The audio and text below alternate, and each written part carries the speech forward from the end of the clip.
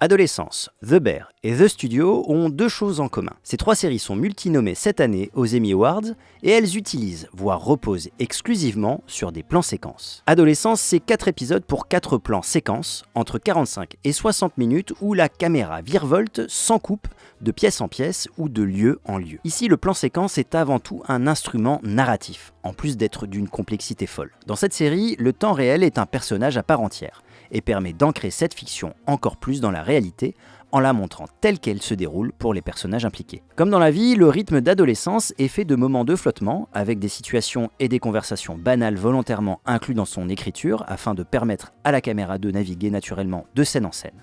Mais il y a aussi des moments où le récit s'emballe et s'accélère, introduisant une tension inhérente à la vie et à une enquête policière.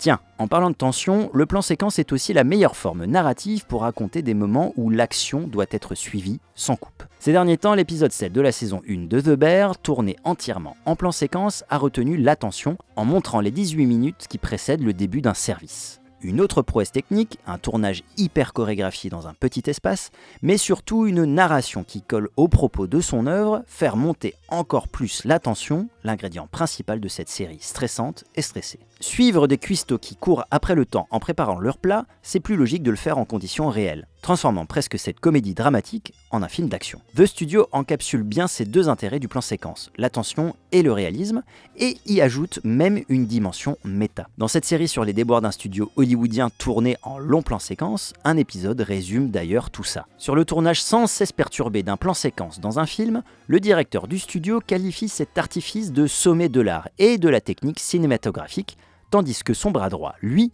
avance que ce n'est qu'une démonstration tapageuse